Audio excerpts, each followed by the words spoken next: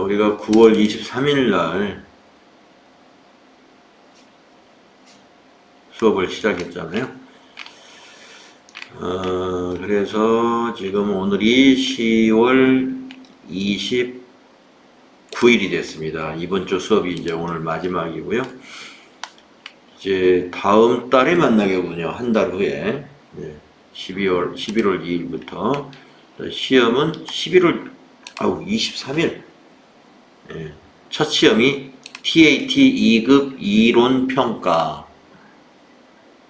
지금까지 배운 이론 좀 이제 숙성을 해가지고 TAT 2급 이론 20문제 나갈 겁니다. 20문제. 재무회계, 부가가치세, 소득세 문제.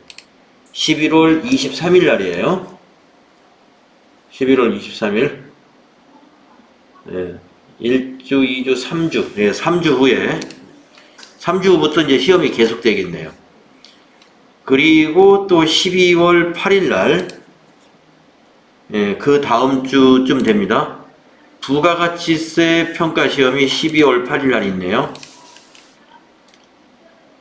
여러분 아마 학습 안내서에도 그렇게 돼 있을 거예요. 그리고 또 그 다음 주 수요일 날 근로소득 원천징수 연말정산 평가가 있습니다. 그래서 이 두 개, 부가가치세하고 근로소득 원천징수 연말정산 이 두 개의 평균을 내가지고 또 한 과목은 대치한다 그랬죠. 시험은 그래서 여러분 3번만 보시면 돼요. 3번만. 그래서 시험은 아직 좀 많이 남았으니까요. 그동안 이제 숙성을 해 놓으시면 됩니다. 이론 시험 11월 23일 날, 부가가치세 시험 이건 이론과 실기가 포함되어 있어요. 12월 8일 날. 그리고 이론과 실기 포함되어 있습니다. 부속 서류 작성에 관한 거니까요. 이제 실기를 할 때 주로 실기에서 배운 내용이 주로 나와요. 여기서 이것도 마찬가지 이론과 실기가 포함되어 있습니다. 여기에도. 근데 주로 실기 문제가 여기 많이 있어요. 실기 문제가.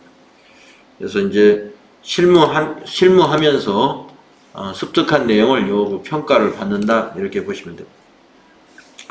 자, 그래서 언제 평가 날짜인지 한번 여러분들이 궁금해 하실까봐 한번 날짜를 확인해 봤습니다. 11월 23일부터 평가 시험이 있다. 이렇게 알아두시고요. 그 다음에 지금이 여러분 TAT 2급 원서 접수 기간입니다. 현재가 어제 밤 0시부터 원서 접수가 시작이 됐어요. 그런데 우리가 지금 시험이 12월 5일이기 때문에 우리가 끝나는 수업이 12월 22일 날 끝나서 5일 날 좀 시험 보기에는 여러분이 좀 무리가 있다. 이렇게 생각을 해서 제가 여러분에게 미리미리 안내를 안 드렸었는데, 그럼에도 불구하고 난 5일 날 시험을 볼 거다라고 하신다면 접수하시면 됩니다. 제가 아침에 확인해 보니까 2교시는 벌써 자리가 다 매진됐어요. 2교시는. 근데 TAT 2급은 1교시입니다. 1교시는 TAT 2급이 좀 어렵잖아요. 1교시는 지금 자리 비어있을 거예요. 오전에는 비어있었는데 저녁에는 확인 안 해봤는데 여러분은 TAT 2급 보시는 분들이니까 아마도 동원대학교 자리가 지금도 있을 겁니다. 혹시라도 이 12월 5일 날 한번 봐보겠다 하시는 분은 시험 접수 오늘 집에 가서 접수하시면 돼요. FAT 1급이 가장 응시자가 많아요. 그래가지고 FAT 1급은 조기에 자리가 마감되어 버렸습니다.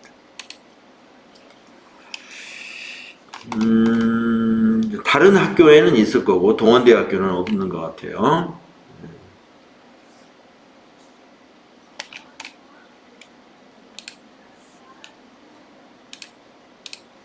한번 볼까요?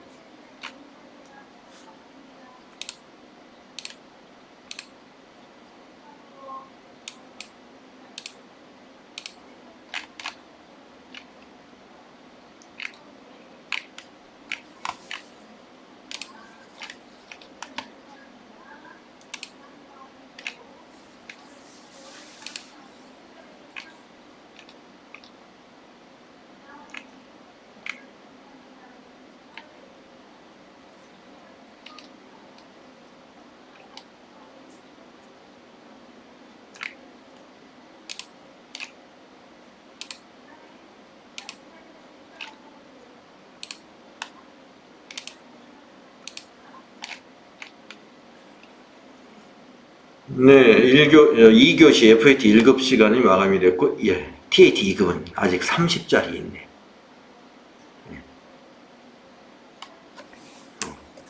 TAT 1급하고 TAT 2급은 응시자가 많지 않아요. 그래서 30짜리, 32짜리 자리. 대부분 이 자리, 2교시가 마감이 됐네요.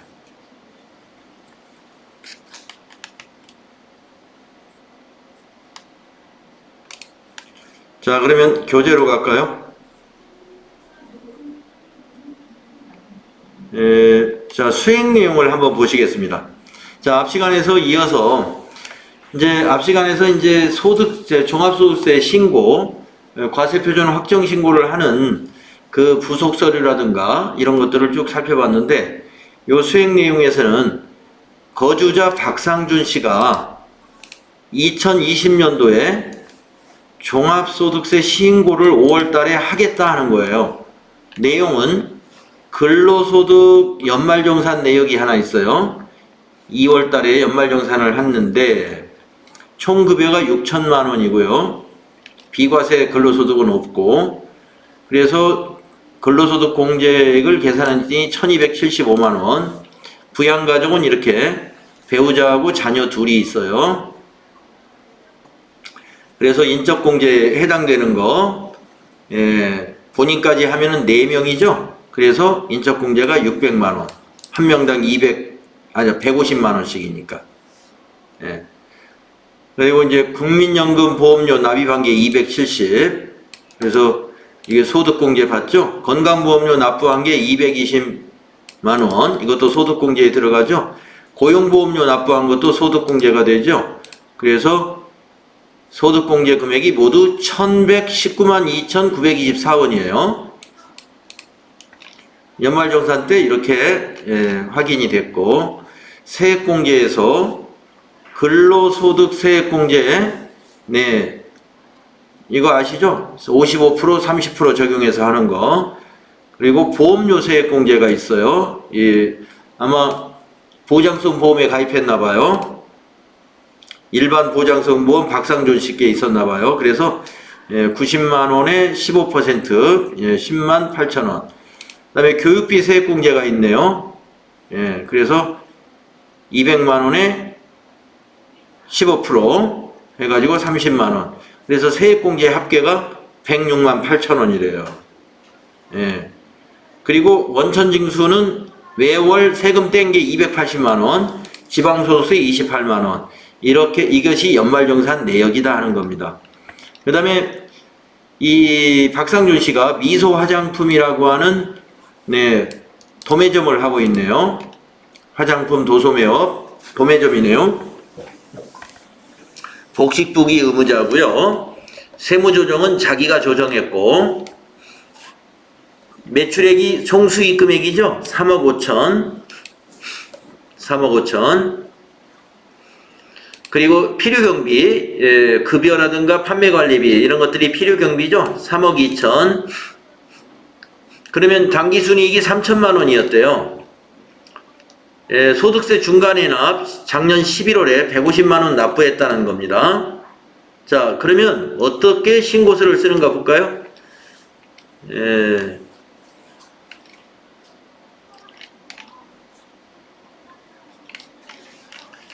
자, 이렇게 사업소득 명세서를 이렇게 작성한다는 뜻인데, 네, 요거를 다 읽어보기에는 좀 그렇게 지루하고요.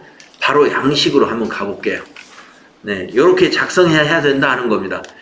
그 양식에 번호를 붙여가지고 다 여기 설명해 놨어요. 네. 자, 그러면 이런 설명에 의해서 작성된 결과를 볼게요.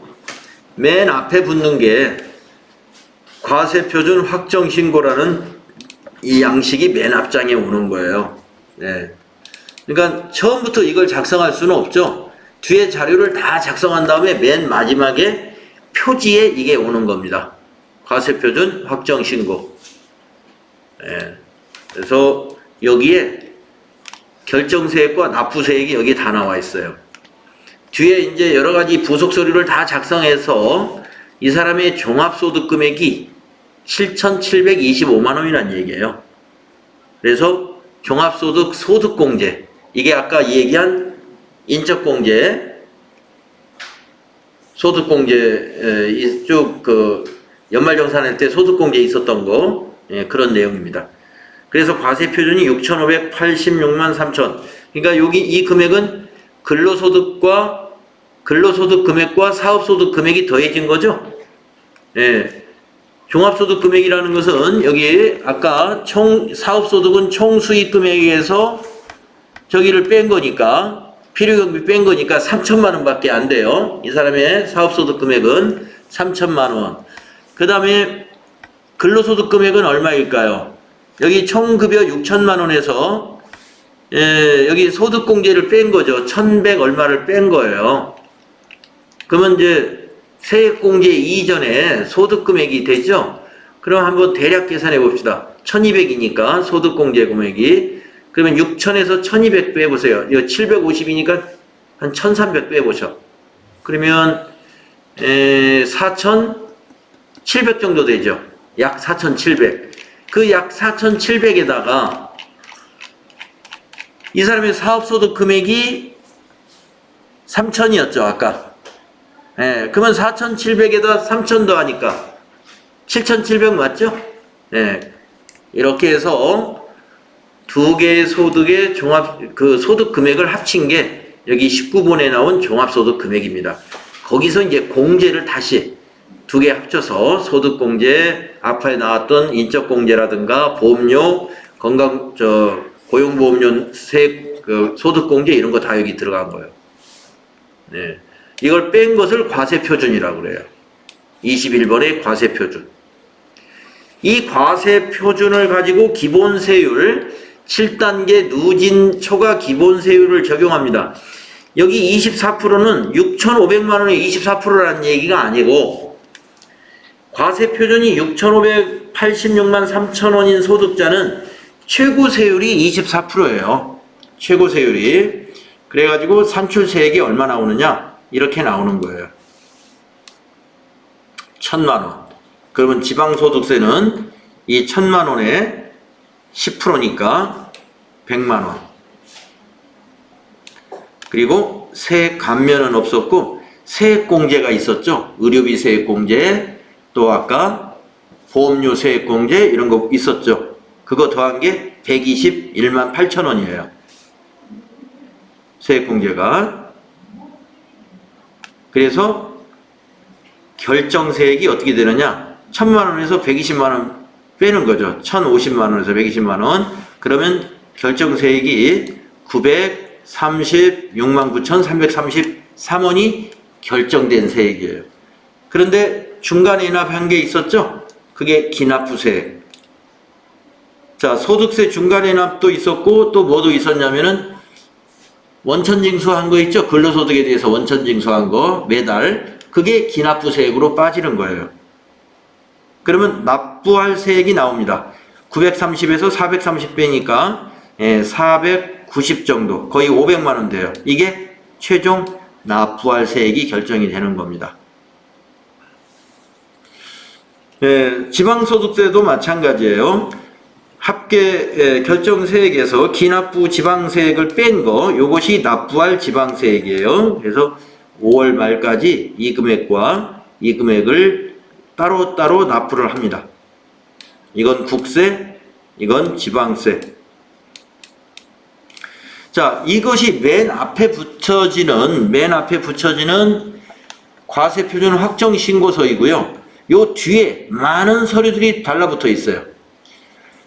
사업소득의 명세, 업종코드, 총수익금액, 필요경비. 그래서 소득금액이 3천이다. 그 내역을 여기다 보여주는 겁니다. 사업 개시일과 종료일.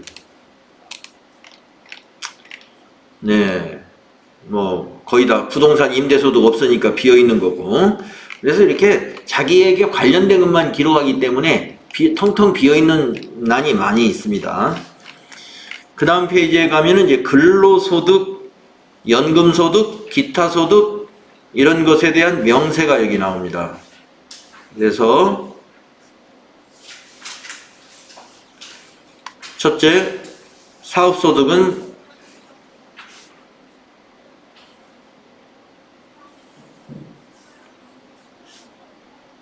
이게 3일 제약이 다녔군요. 3일 제약에. 그래서 총 수익 금액이 6천만 원이었어요. 총 수익 금액이. 거기서 필요 경비, 이게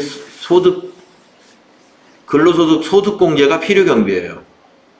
그래서 근로소득 금액이 4,725만 원이었던 거예요. 그리고 원천징수한 소득세액이 이렇게 된다 하는 거, 여기서 상세 내역을 보여주는 거고요. 근로소득 외에는 없으니까 나머지 이자, 배당소득 다 비어있고, 그리고 부동산 임대사업을 제외한 사업소득이 여기 사업소득 금액이 3천만 원이었죠? 여기 적혀있고, 그리고 근로소득하고 사업소득 더하니까 합계가 77250이다. 그 세부 내역이 이게 뒤에 이렇게 보여지는 겁니다. 2월 결손금, 사업해가지고 전기에 결손금이 있었다 그러면 이 사업소득 금액에서 빼주어야 돼요. 근데 전기에 2월 결손금은 없었어요. 텅 비어있죠? 있으면 올해 사업소득 금액에서 또 빼줍니다. 자, 그리고 그 다음 페이지 보니까 인적공제 내역입니다. 어떻게 해서 인적공제가 그만큼이냐. 그 내역은 본인 150, 배우자 150, 자녀 2명 300, 이렇게 해서 인적공제가 600이고, 그 다음에 국민연금 납입소득공제 270, 보험료 납입, 이게 건강보험료죠. 납입소득공제 2686103, 이렇게 해서 인적공제에다가 여기 400, 530만원 더하면 1100 얼마가 소득공제의 합계액이 됩니다. 인적공제 대상자의 주민번호, 이름 여기 딱 적어야 되고요. 다음 페이지에 부속서류가 또 붙어 있죠. 세액 감면 내역은 없기 때문에 이렇게 텅 비워놓는 겁니다. 세액 공제는 있었죠. 보험료 세액 공제도 있었고 교육비 세액 공제도 있었어요. 일단 근로소득 세액 공제 66만원 됐고요. 자녀가 둘이 있었죠. 7세 이상의 자녀 한 명당 15만원입니다. 근데 한 명은 아마 7세 이상이 아닌 모양이에요. 7세부터 20세까지는 해당이 되는데 한 명은 주민번호를 볼까요 한번? 자녀가 13년생과 16년생이 있는데 지금 2020년도니까 13년생이면 7세, 16년생이면 4세죠. 4세는 자녀세액공제에 해당이 안 돼요. 7세 이상이어야 돼요. 그래서 한 명만 여기 반영이 된 겁니다. 자녀세액공제는 그래서 15만 원이었군요.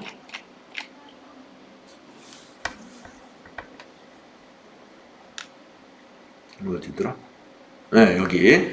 그 다음에 아까 보장성 보험료 거기 내역에 나와 있었죠? 90만 원에 15%가 아니라 12% 적용했군요. 그 다음에 교육비 세액공제 200만 원 있었죠? 그래서 15% 적용해서 30만 원. 그래서 세액공제 모두 합치면 121만 8천 원. 그래서 결정세액에서 이 세액공제를 뺀단 말이죠. 자, 그 다음에 이제 뭐 가산세 같은 거 없는지 보니까 가산세에 해당되는 거 하나도 없어요. 뭐 무신고 가산세라든가 무기장 가산세라든가 이런 장부가 다 있었기 때문에 신용카드 거부 가산세라든가 이런 해당되는 게 없습니다. 그리고 중간해납 150만원 소득세 중간해납을 했기 때문에 여기 기납부세액에 150만원하고 여기 근로소득 원천징수한 것은 200 회사에서 원천징수한 거 280만원 우리 사업 그 화장품 대리점 저기 한 거 소득세 중간해납한 거 이거 더하면 483만6,024원 이게 아까 기납부세액으로 뺐던 금액이에요. 그 세부 내역을 여기다 적어두는 거죠.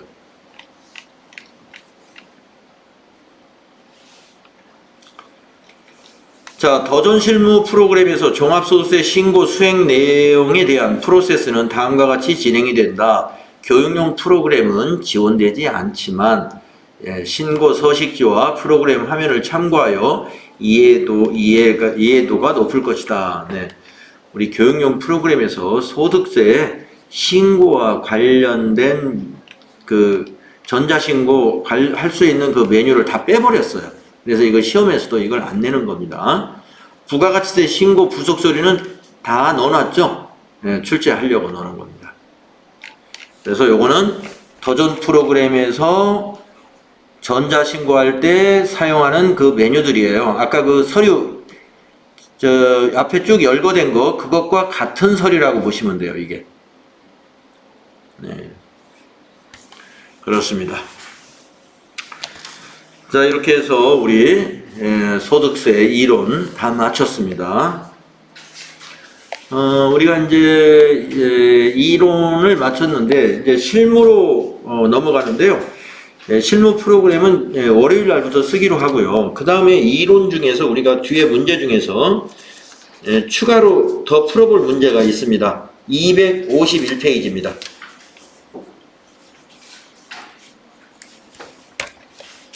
251페이지입니다.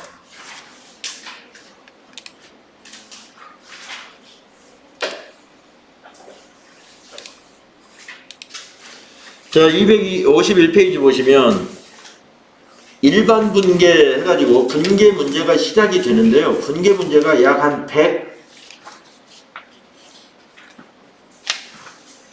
120문제가 있어요. 120문제. 그래서 이 분계 문제는요, 연습이 필요합니다. 그래서 앞으로 실기하면서 분계를 섞어가면서 실기를 할 거예요. 그래서 분계 문제가 다 끝나면 그때는 계속 실기만 하고, 그러니까 우리 2교시 중에서 1교시는 분계 연습한다 이렇게 보시고, 실기 프로그램은 1시간을 일단 하겠습니다. 그래서 그러다가 아마 이게 분계가 다 끝날 거예요, 먼저. 그럴 때는 그 뒤부터는 이제 계속 실기만 이렇게 하도록 하고요. 여기 있는 분계가 앞부분에 있는 것은 다 쉬운 건데 뒤로 가면은 우리가 앞에서 이론할 때 조금 그 부족했던 예제들이 여기 잔뜩 있어요. 그래서 이걸 우리가 책에서 여기 이 부분을 넣어놓은 이유가 이 TAT 2급에서 그 실기 문제나 이런 게 굉장히 그 FAT 1급보다는 수준이 확 높아져요. 그러니까 어려운 전표 입력이 많습니다. 어려운 내용의 전표 입력. 그걸 실기 문제로 다 증빙을 넣어가면서 교재를 만들려면 양이 많아지니까 이렇게 문장으로 해가지고 분계 연습을 좀 할 수 있도록 문제를 실어놨어요. 그래서 이걸 우리가 한번 다 풀어보는 게 좋습니다. 자, 그러면 오늘 남은 시간이 한 20분 남았는데 오늘은 분계 연습해서 마무리하겠습니다. 자, 1번부터 보세요. 평화상사에 대한 외상매입금 200만 원을 거래처 서울상사가 발행한 받으러움으로 배서양도하여 결제했다. 네. 네, 여러분 같이 한번 분계에 참여해서 같이 한번 해봅시다.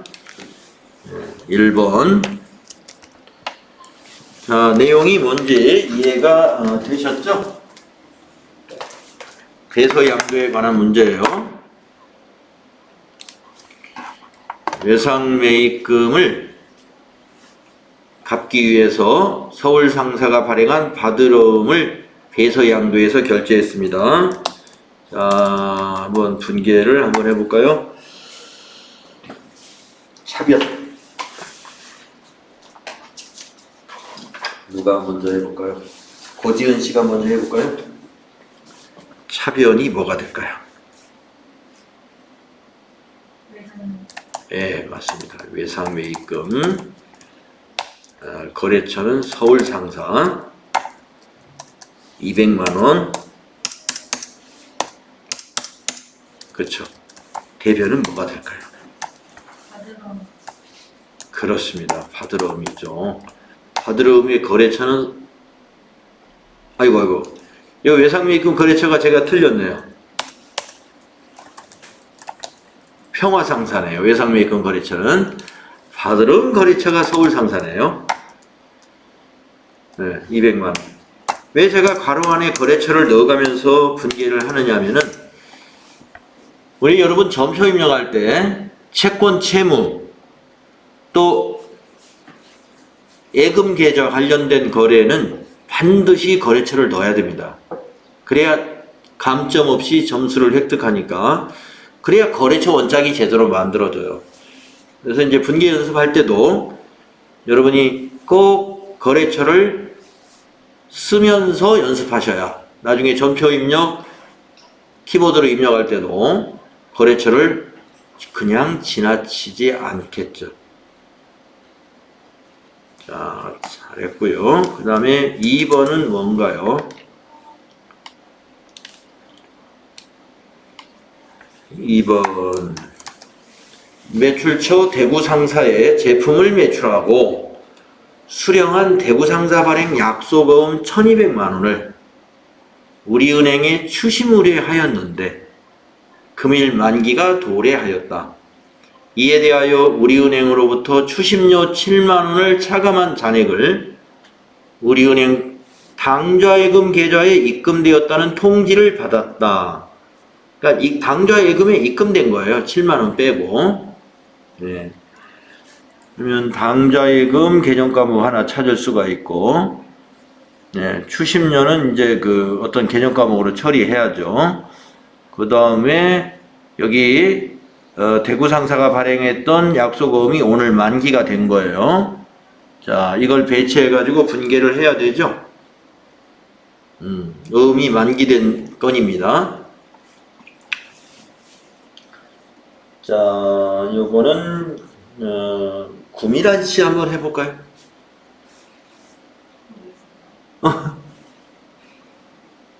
한번 할 수 있는 대로 제가 도와드릴게요.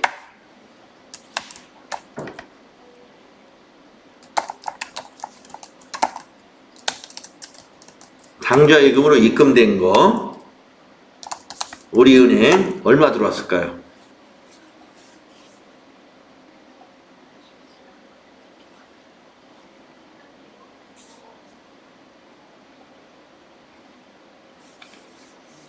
얼마가 들어왔을까요? 약속금에서 7만원 네. 7만원 빼니까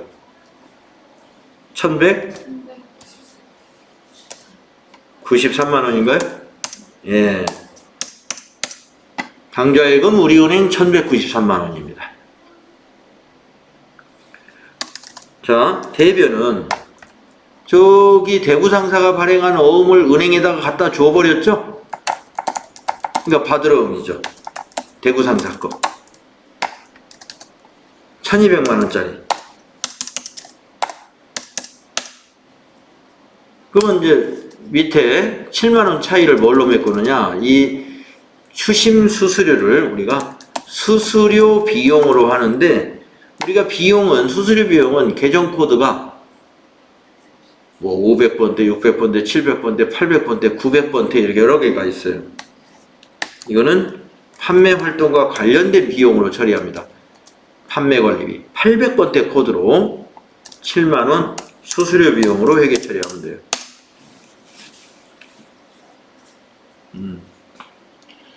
그래서 어음 추심료는 800번대의 판매 관리비다. 즉 계정 과목은 수수료 비용이다. 기억해 두십시오.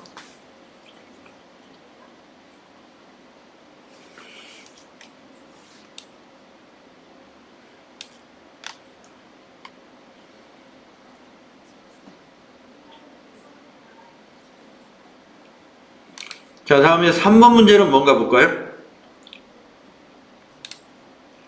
3번 문제가 메모장이 어디가 버렸지?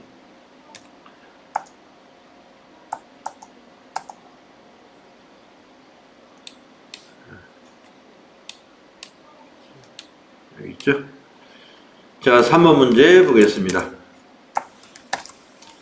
4월 1일 회사는 부족한 운영자금 문제를 해결하기 위해 보유 중인 대전 상사의 받으러 온 100만 원을 한국은행에 현금으로 매각했다. 만기는 8월 31일이고 할인율은 연 12%. 월할 계산, 매각 거래로 회계 처리하시오. 자, 할인율을 안 알려주고 우리 보고 계산하라고 했습니다. 자, 할인율이 연 12%면 지금 4월 1일 날 만기가 8월 30일이면 4, 5, 6, 7, 8 4월달, 5월달, 6월달, 7월달, 8월달 자, 만기 때까지 5개월의 기간이 남아 있습니다. 5개월치 이자를 계산해야 돼요. 5개월치 이자. 자, 그러면 어음이 100만 원짜리지 않습니까? 그러면 100만 원 곱하기 연이율이 12%죠? 12% 5개월치죠? 곱하기 5 나누기 12 하면은 5개월분의 이자를 우리가 여기서 할인료로 처리하면 되는데 5개월치 이자를 계산하면은 어떻게 될까요? 계산기 한번 써봅시다.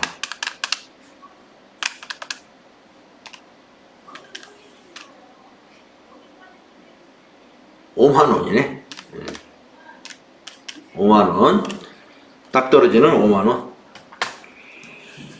그러면 이제 5만 원이 뭐예요? 할인료라고 하는 겁니다. 그래서 그 5만 원을 우리가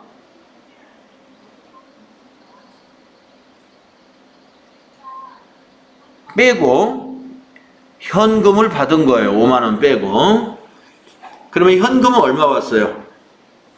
95만 원이 왔죠? 그래서 차변에 현금 95만 원, 그리고 5만 원은 개정 과목을 매출채권, 처분 손실로 처리합니다. 개정 과목이 복잡하죠? 어음을 할인할 때 할인료는 매출채권, 처분 손실이라는 개정 과목으로 비용 처리하면 돼요. 그리고 대변은 이제 어음 100만 원 적으면 되죠. 받으러 온 100만 원.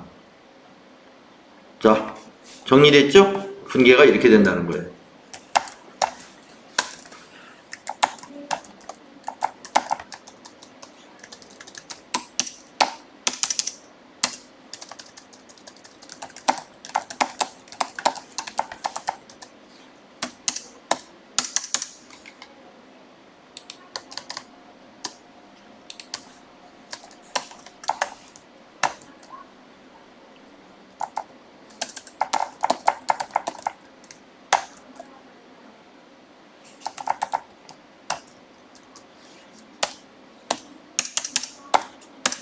네, 이렇게 됩니다.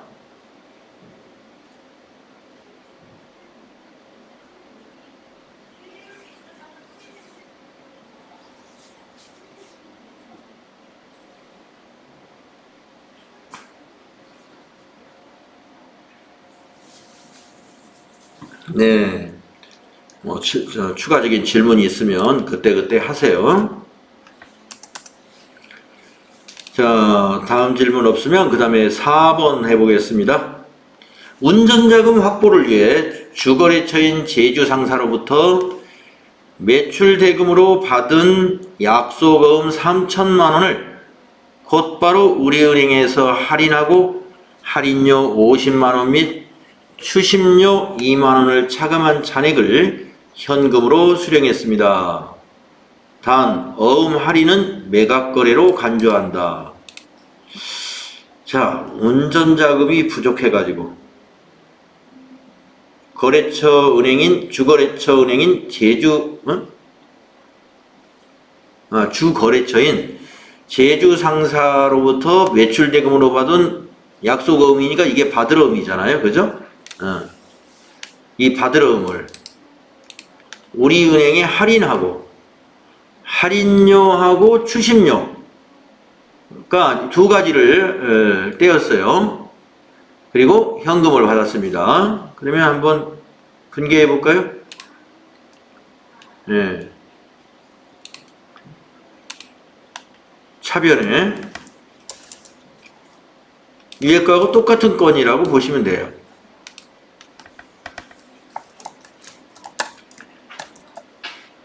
현금이 얼마 들어왔냐면은 3천만 원에서 52만 원이 빠진 돈이 들어오죠. 그러면 2,948만 원이 들어오겠네요. 네. 그리고 대변은 받으러움이죠.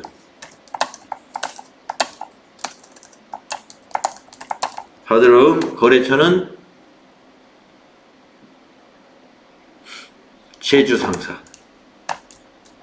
3천만 원. 자산이 감소하고 현금이라는 자산이 들어왔는데 이 할인료하고 추심료, 할인료하고 추심료 이거는 그냥 한꺼번에 매출채권 처분 손실로 처리해도 돼요.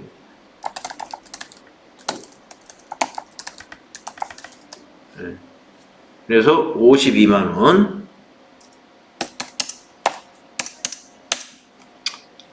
이렇게 하셔도 됩니다. 그러니까 추심료는 수수료 비용으로 판매관리비이고 할인료는 영업의 비용인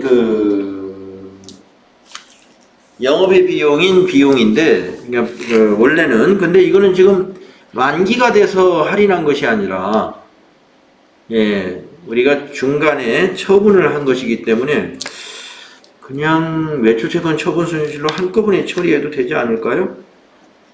교재 우리 정답에서는 이걸 어떻게 처리했나? 4번. 네, 역시. 네, 그렇게 처리해야 될 것 같아요. 매출채권 처분 손실로 그냥 인식을 하면 됩니다. 만기 때 추심하는 수수료는 수수료 비용 처리하는 거지만 이런 경우는 두 개 다 매출채권 처분 손실로 처리하면 돼요. 자, 다음에 5번 문제 볼까요? 광주 상사에 대한 외상 매출금 470만 원을 금일자로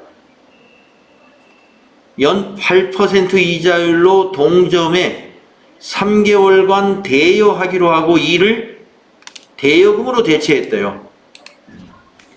네. 그러니까 외상 매출금을 오늘 아마 받는 날인가 봐요. 받는 날인데 그 광주 상사에서 연락이 온 겁니다. 저희가 지금 돈이 없으니까 오늘부터는 그러면 우리가 돈 빌린 걸로 해서 3개월간 돈 빌린 걸로 해서 매달 이자를 드릴게요. 이렇게 한 거예요. 그래요? 그러면은 외상 매출금 우리 회사는 정리하고 3개월 빌렸으니까 단기 대여금으로 계정 과목을 바꾸는 회계 처리를 해야 되겠군요. 그렇죠? 예. 그러면 어떻게 분개해야 될까요? 5번. 아이고.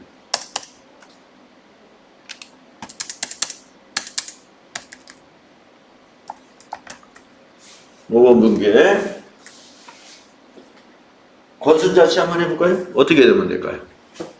대변의 외상 매출금. 대변의 외상 매출금이죠? 차변의 단기금. 그렇습니다. 470 하는 건가요? 응? 이자에 대해서는 안 해놨어요. 이자에 대해서는 안 해야 될 것 같은데요. 왜냐면 이자를 오늘 받았거나 한 내용이 아니라 8% 이자율로 3개월간 대여하기로 한 거죠. 예. 그러니까 이자에 대한 회계 처리를 할 사항은 없습니다. 그래서 차변의 단기 대여금 광주 상사 금액 똑같이 470만 원. 네. 대변은 외상 매출금 광주 상사 금액은 470만 원. 이 거래는 자산 증가시키고 자산 감소하고 외상매출금 자산은 없애버리고 단기 대여금이라는 자산으로 바꿔주는 겁니다.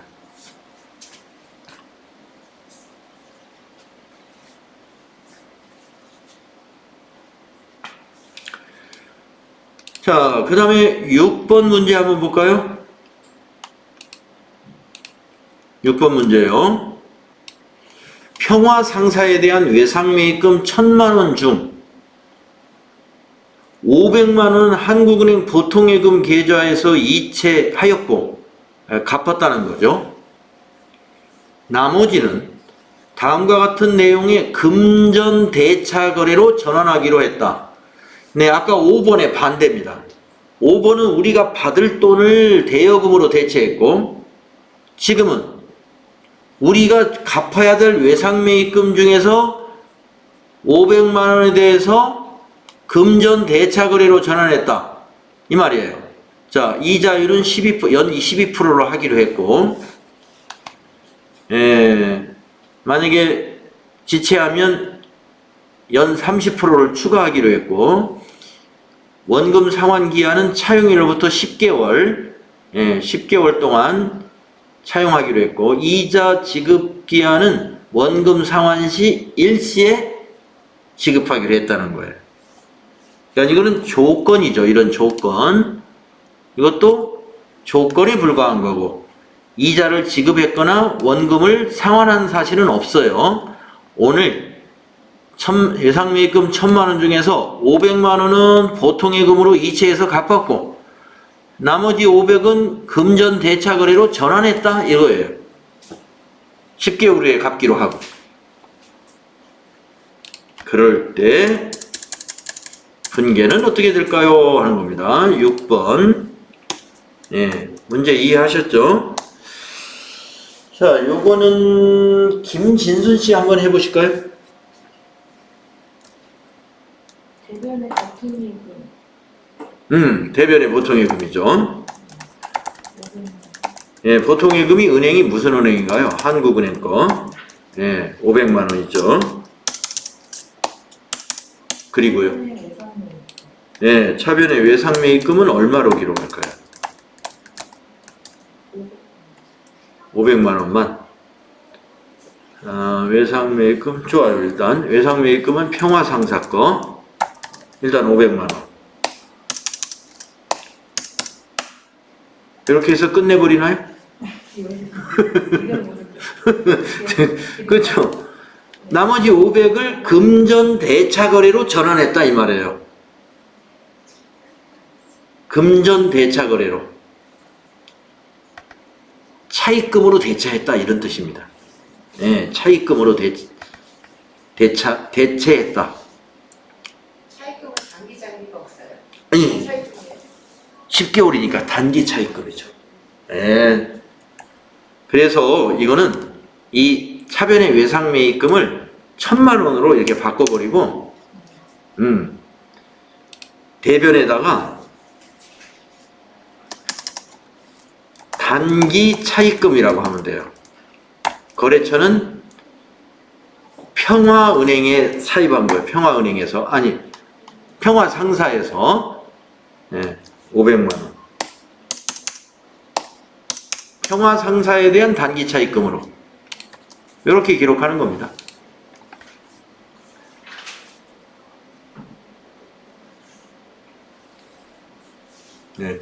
그래서 외상매입금 중에서 500은 보통예금으로 이체해서 오늘 갚았고 나머지 500은 이런 조건으로 금전 대차 거래로 전환했다. 돈 빌리는 거래로 전환했다 이런 얘기입니다. 그랬을 때 이와 같이 차입금으로 인식하면 되는데 10개월간 빌리기로 했었기 때문에 단기 차입금. 만약에 24개월 빌리기로 했다. 그러면 장기 차입금으로 인식하면 됩니다. 거래처 외상매입금과 같은 거래처로 인식해야 돼요. 지금 우리가 6문제 해봤는데요. 이렇게 분계 연습이 좀 필요합니다. 그래서 FAT 1급 때의 전표 아주 평범한 그런 수준의 거래가 아니라 TAT 2급의 전표는 FAT 1급 때 보지 못했던 이런 특이한 형태의 분계들이 많이 나올 거예요. 그래서 이 120개의 분계 연습이 꼭 필요합니다. 그래서 조금씩 이제 하루에 1시간은 분계 연습, 1시간은 실습으로 다음 주부터 실력을 이제 다듬어 나가시면 돼요. 자, 오늘 수고 많이 했습니다.